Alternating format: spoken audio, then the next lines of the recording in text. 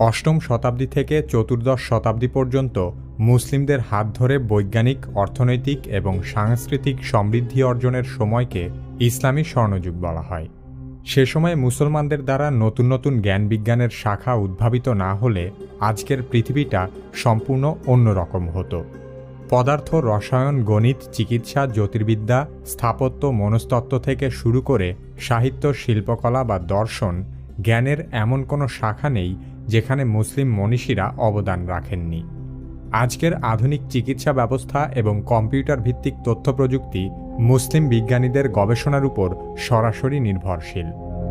পবিত্র কুরআন ও হাদিসের বিভিন্ন জায়গায় জ্ঞান অর্জনের উপর অত্যন্ত গুরুত্ব দেওয়া হয়েছে।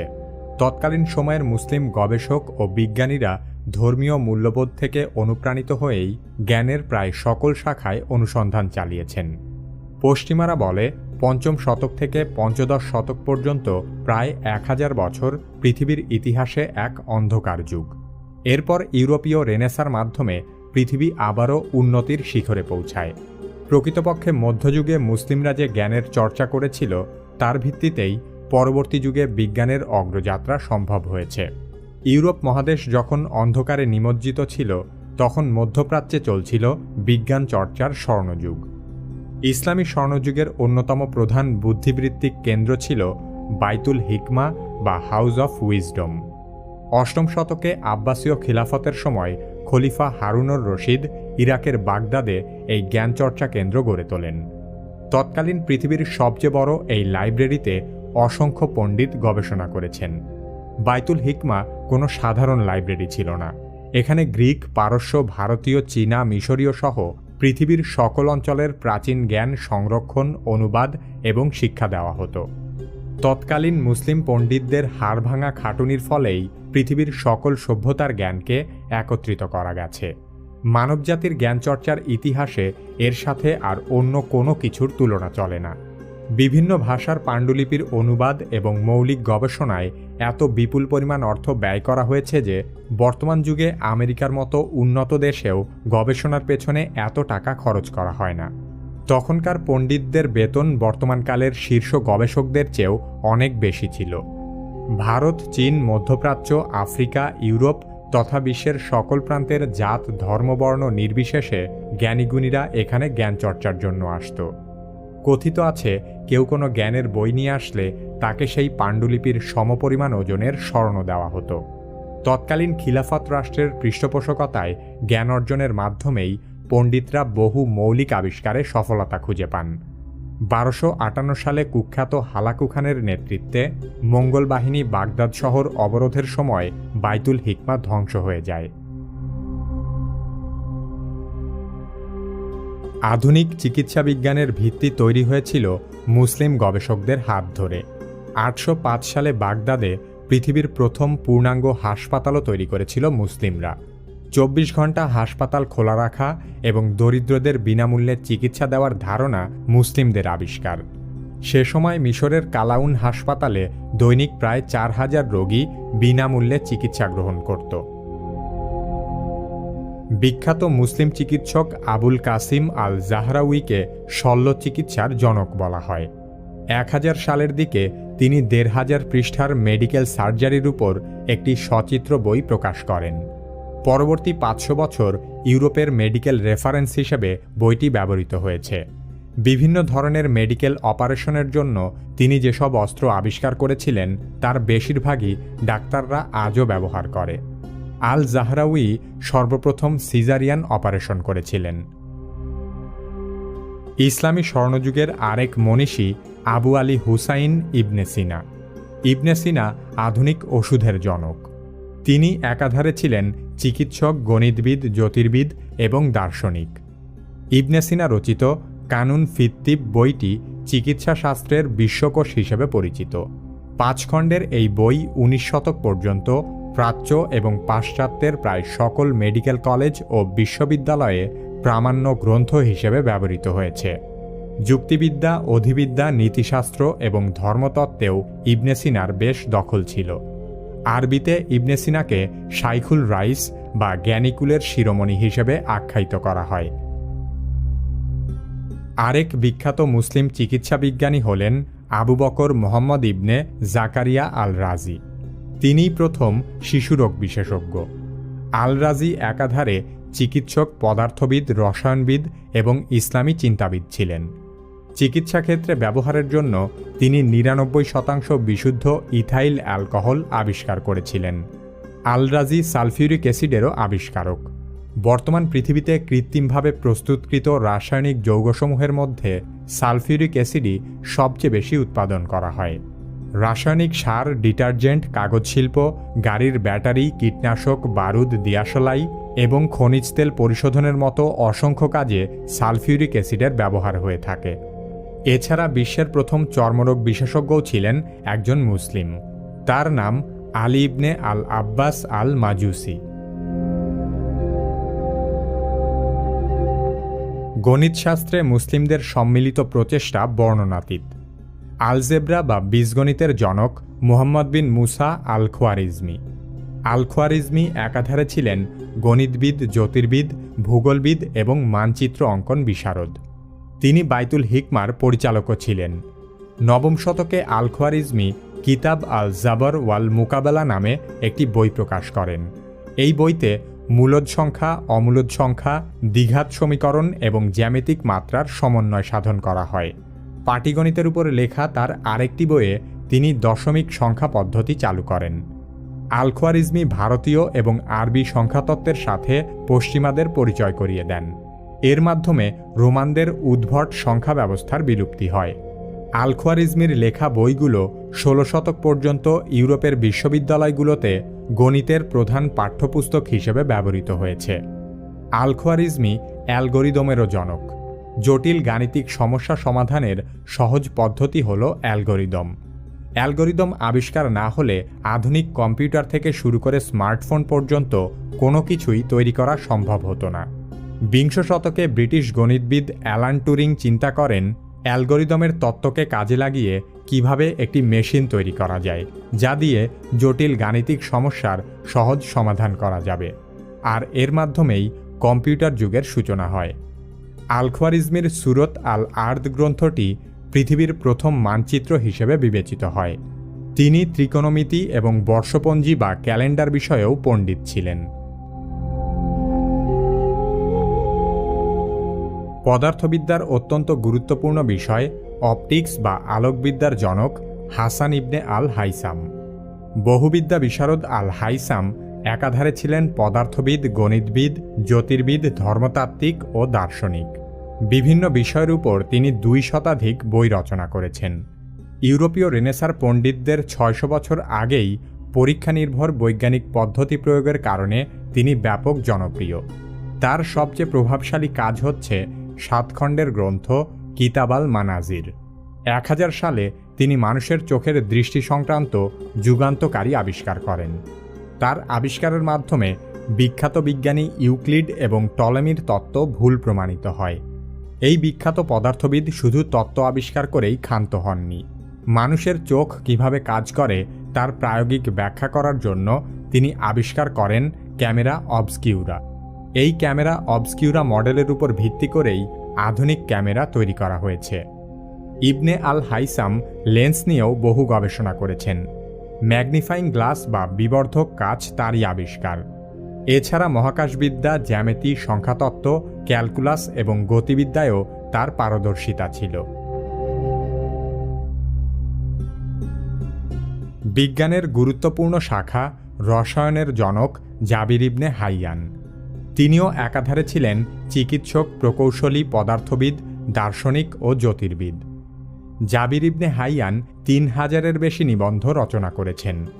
ধাতু পরিশোধন, তরলীকরণ, বাষ্পীকরণ, অ্যাসিড সংশ্লেষণ, পাতন, কেলাসীকরণ, রাসায়নিক সংখ্যায়ন পদ্ধতিসহ রসায়নশাস্ত্রের বহু বিষয় তিনি আবিষ্কার করেন।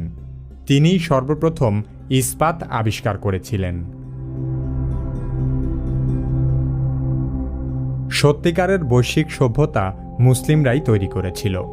হজের সময় সারা বিশ্বের মুসলিমদের মিলন মেলা ঘটত। সেখানে তারা নিজস্ব চিন্তা ও আঞ্চলিক জ্ঞান আদান প্রদান করত। এছাড়া আরব বণিকেরা পৃথিবীর সকল মহাদেশে ব্যবসার কাজে গিয়ে প্রযুক্তিগত জ্ঞান সংগ্রহ করে আনতেন। ৭৫১ খ্রিস্টাব্দে চীনাদের কাছ থেকে মুসলিমরা কাগজ তৈরির পদ্ধতি শিখে। এরপর মুসলিমদের হাত ধরে কাগজের আরও উন্নতি হতে থাকে।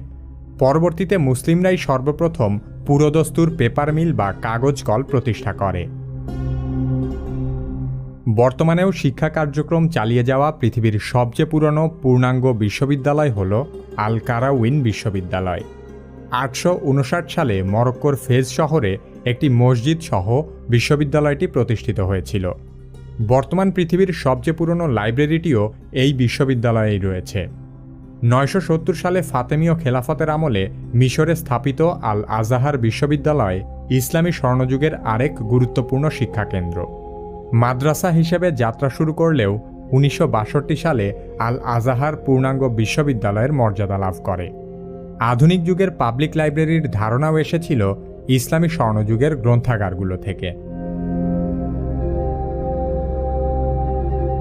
দ্বাদশ শতকের আরেক বিখ্যাত বিজ্ঞানী ইসমাইল আল জাজারি অটোমেশন এবং রোবোটিক্সের জনক। তিনি ক্র্যাঙ্কশ্যাফট আবিষ্কার করেছিলেন। ক্র্যাঙ্কের সাহায্যে ভারী কোনো বস্তুকেও অনায়াসে টেনে তোলা যায়।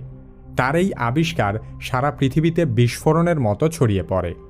তিনি এই আবিষ্কার না করলে বাইসাইকেল থেকে শুরু করে আধুনিক মোটর গাড়ির ইঞ্জিন পর্যন্ত কোনো কিছুই তৈরি করা সম্ভব হতো না।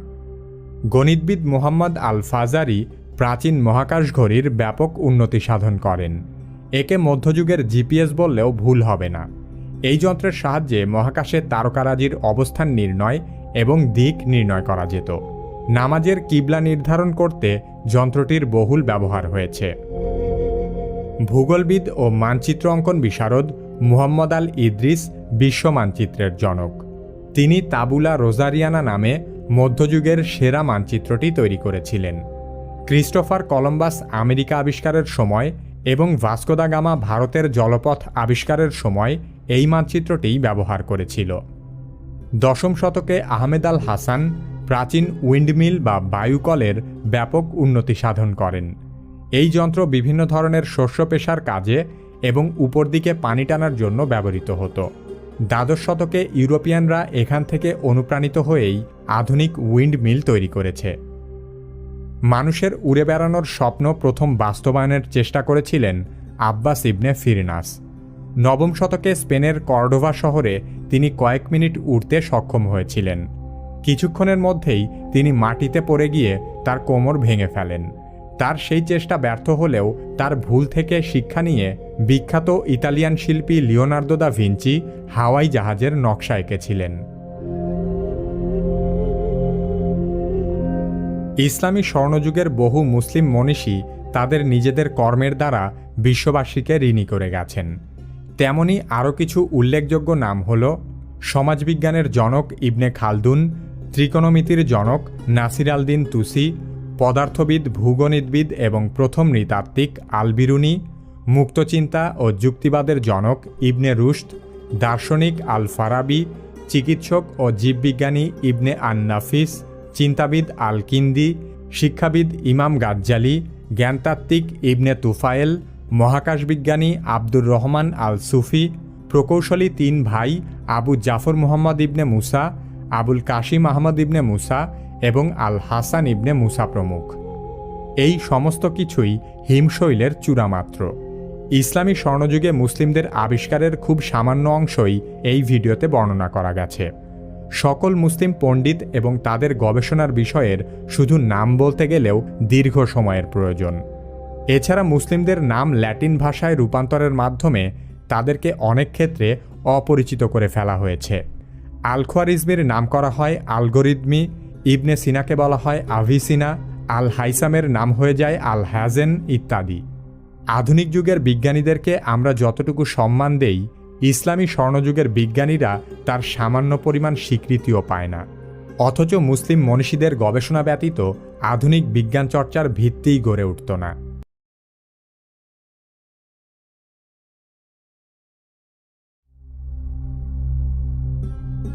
ইউরোপ মহাদেশের একটি বিশেষ অংশ হল আইবেরিয়ান উপদ্বীপ। এই উপদ্বীপে ইউরোপিয়ান দেশ স্পেন ও পর্তুগালের অবস্থান। অতীতে প্রায় 800 বছর মুসলিমরা আইবেরিয়ান উপদ্বীপ শাসন করেছে। মুসলিম শাসিত এই অঞ্চলকে আন্দালুস নামে ডাকা হতো। ইসলামী শাসন ব্যবস্থার অধীনেই আন্দালুস সহ সমগ্র ইউরোপ উন্নত সভ্যতার ছোঁয়া পেয়েছিল। সেজন্য আন্দালুসের রাজধানী কর্ডোভা ইউরোপের বাতিঘর নামে পরিচিত ছিল। 7ম শতকের প্রথম দিকে রডারিক নামের এক অত্যাচারী খ্রিস্টান শাসক স্পেন শাসন করত। তখন জুলিয়ান নামের এক নিপীড়িত খ্রিস্টান পাদ্রী উত্তর আফ্রিকার গভর্নর মুসা ইবনে নুসাইরের কাছে রডারিকের বিরুদ্ধে অভিযোগ জানায়। মুসা ইবনে নুসাইর স্পেনের অত্যাচারিত জনগণের প্রতি সমবেদনা প্রকাশ করেন এবং তার বিখ্যাত সেনাপতি তারিক ইবনে জিয়াদকে স্পেন বিজয় করে ন্যায় বিচার প্রতিষ্ঠা করার নির্দেশ দেন। সেনাপ্রধান তারিক সমুদ্র পাড়ি দিয়ে স্পেনের একটি পাহাড়ি উপকূলে এসে পৌঁছায়। এই জায়গার নাম রাখা হয় জাবাল আল তারিক। পরবর্তীতে জাবাল আল তারিক শব্দটি বিকৃত হয়ে জিব্রাল্টার হয়ে যায় এবং এই সামুদ্রিক অংশের নাম হয় জিব্রাল্টার প্রণালী। মাত্র 12,000 মুসলিম সেনা প্রায় 1 লক্ষ খ্রিস্টান সৈন্যের বিরুদ্ধে প্রাণপণ লড়াই করে বিজয় অর্জন করে। 711 সালে মুসলিমদের সেই বিজয়ের ফলে তৎকালীন স্পেনের অধিবাসীরা রডারিকের দাসত্ব থেকে মুক্ত হয়ে স্বস্তির নিঃশ্বাস ফেলে। তখন মুসলিমরা সবাইকে আপন করে নিয়েছিল, কারণ তারা বিশ্বাস করত সমগ্র বিশ্ববাসী এক আল্লাহর সৃষ্টি এবং সবাই মাত্র একটি পরিবার থেকে উদ্ভূত। আন্দালুসে মুসলিম শাসন সমগ্র ইউরোপে উন্নত সভ্যতা গড়ে তুলতে ব্যাপক অবদান রাখে। জমকালো শহর, দৃষ্টিনন্দন স্থাপনা, প্রশস্ত রাস্তা, সড়কবাতি, মনোরম উদ্যান, কৃত্রিম ঝর্ণা ইত্যাদি বিষয়ের সাথে পশ্চিমাদের পরিচয় করিয়েছিল মুসলিমরা। এছাড়া দৈনন্দিন জীবনে ব্যবহার্য অসংখ্য বিষয় মুসলিমদের আগমনের পূর্বে আন্দালুস সহ সমগ্র ইউরোপের লোকেরা জানতই না। যেমন কাগজ, তুলা, সুতি কাপড়, রেশম, রুমাল, সুগন্ধি, কাচের আয়না, রঙিন কাচ, লবণ, মরিচ, সাবান, কেরোসিন, আগ্নেয়াস্ত্র, উইন্ডমিল, বই বাঁধাই, পোস্টাল স্ট্যাম্প, চশমা, ঘড়ি, compass, globe, flask, carpet, medical অপারেশনের সরঞ্জাম, কৃত্রিম দাঁত, তরমুজ, লেবু জাতীয় ফল এবং বহু ঔষধি বৃক্ষ। মুসলিমরা জিব্রাল্টার অতিক্রম করার পর লেবু জাতীয় গাছ রোপণ করেছিল। এখানে অন্য যে কোনো ফসলের তুলনায় লেবু জাতীয় ফলগুলো ভালো উৎপাদিত হচ্ছিল বলে তারা এই অঞ্চলকে ডাকত আর্দুল বুর্তাগাল নামে। ভাষাতাত্ত্বিকদের মতে সেই বুর্তাগাল থেকেই আজকের পর্তুগাল নামটি এসেছে। খ্রিস্টীয় 1000 সালের দিকে পৃথিবীর জনসংখ্যা ছিল মাত্র 30 কোটিরও কম। সে সময় পৃথিবীর সবচেয়ে বড় শহর ছিল কর্ডোভা, দ্বিতীয় ছিল চীনের কেইফ্যাং, তৃতীয় বাইজেন্টাইন সাম্রাজ্যের কনস্টান্টিনোপল, চতুর্থ কম্বোডিয়ার অ্যাঙ্কর, পঞ্চম জাপানের কিয়োটো, ষষ্ঠ ফাতেমীয় খিলাফতের রাজধানী কায়রো, সপ্তম বাগদাদ, অষ্টম ইরানের নিসাবুর, নবম আরবের আল হাসা এবং দশম পারস্যের ইস্পাহান। তৎকালীন বিশ্বের শীর্ষ 10টি শহরের মধ্যে 6টি ছিল বিভিন্ন ইসলামী শাসনের রাজধানী। মুসলিমদের স্থাপিত উন্নত শিক্ষা ব্যবস্থা, গ্রন্থাগার এবং সাংস্কৃতিক অবকাঠামো থেকে স্প্যানিশরা ব্যাপক উপকৃত হয়। বস্তুত আন্দালুস ছিল তৎকালীন বিশ্বের আন্তর্জাতিক জ্ঞান বিজ্ঞান চর্চা ও গবেষণার প্রাণকেন্দ্র।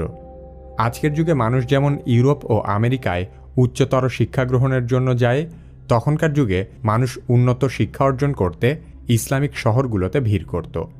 বিশেষ করে দূর দূরান্ত থেকে শিক্ষার্থীরা আন্দালুসের মুসলিম বিশ্ববিদ্যালয়গুলোতে পড়তে আসত। সেসব শিক্ষার্থীদের মধ্য দিয়েই মুসলিমদের জ্ঞান ও উদ্ভাবন সমগ্র ইউরোপ তথা বিশ্বে ছড়িয়ে পড়ে। Algebra, geography, geology, biology, botany, zoology, cartography, chemistry, cardiology, dermatology, ecology, embryology, gynaecology, physiology, medicine, medical ethics, meteorology, mineralogy, orthopaedics, pathology, parasitology, pharmacology, psychiatry, psychology, toxicology, urology, emergency medicine, ethnography, horticulture ইত্যাদি বিষয়ে মুসলিম পণ্ডিতদের অধীনে উন্নত শিক্ষা দান করা হতো। এত সব জ্ঞানের অধিকাংশ শাখার জনকও ছিল মুসলিমরা। শুধু ইসলামী শিক্ষাই নয়, তারা অ্যারিস্টটল, সক্রেটিসের মতো অমুসলিম মনীষীদের জ্ঞানও শিক্ষার্থীদের মাঝে ছড়িয়ে দিয়েছিল।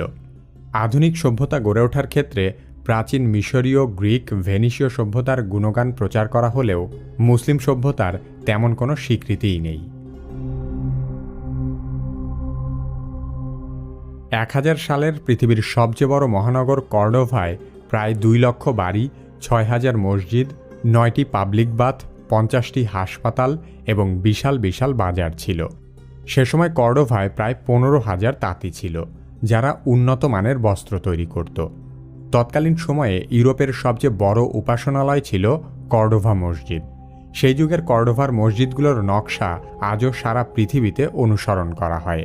তখন ইউরোপ সহ পৃথিবীর বিভিন্ন অঞ্চলে ছিল অন্ধকারাচ্ছন্ন, কিন্তু কর্ডোভা ছিল এক আলোকোজ্জ্বল শহর। শহরের যে কোনো দিকে গেলেই আলোকিত রাস্তা চোখে পড়ত। শহরের ভেতরে পানি সরবরাহের ব্যবস্থা ছিল অত্যন্ত চমৎকার। কর্ডোভা ছাড়াও স্পেনের মুসলিমরা গ্রানাডায় জমকালো এক প্রাসাদ নির্মাণ করেছিল, যার নাম কাসার আলহামরা। এই আলহামরা প্রাসাদটি বর্তমানেও পৃথিবীর এক বিস্ময় হিসেবে বিবেচিত। আন্দালুসে জ্ঞানের চর্চা এতটাই সুবিস্তৃত ছিল যে তৎকালীন খলিফার ব্যক্তিগত লাইব্রেরিতেও 4 লক্ষের বেশি বই ছিল। স্পেনের মুসলিম পণ্ডিতদের ভেতরে ইবনে বাজ্জাহ, ইবনে রুশদ, ইবনে তোফায়েল, ইবনুল খাতির, ইবনে খালদুন, আল বাকরি, আল মাজিনি, ইবনে জোবায়ের, ইবনে মাইমুন, গারিব ইবনে সাইদ, ইবনে আব্বাস জাহারাভি, আব্বাস ইবনে ফিরনাস প্রমুখ পণ্ডিতগণ নিজ নিজ শাখায় অসামান্য অবদান রাখেন। স্প্যানিশরা মধ্যযুগে যে শক্তিশালী নৌশক্তিতে পরিণত হয়েছিল তার পেছনেও মুসলিমদের অবদান রয়েছে, কারণ জাহাজ নির্মাণ শিল্প এবং বৈশ্বিক ব্যবসা বাণিজ্য স্প্যানিশদের মুসলিমরাই শিখিয়েছিল। যে স্পেন ইসলাম ধর্ম, ইসলামী সভ্যতা ও সংস্কৃতির কারণে উন্নতির শিখরে আরোহণ করেছিল, আজ সেই ইসলাম স্পেন থেকে অপসারিত।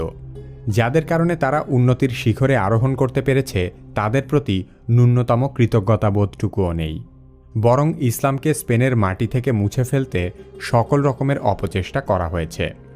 স্পেনে মুসলিম শাসনের অবসানের পর খ্রিস্টানরা অবশিষ্ট মুসলিম নাগরিকদের উপর ব্যাপক ধ্বংসযজ্ঞ চালায়।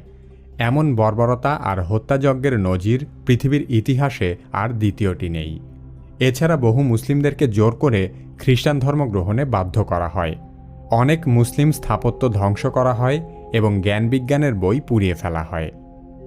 আন্দালুস সহ সমগ্র মুসলিম বিশ্বেই জ্ঞানবিজ্ঞান চর্চার এতটা প্রসার ঘটেছিল যে সেই সময়টা ইসলামী স্বর্ণযুগ হিসেবে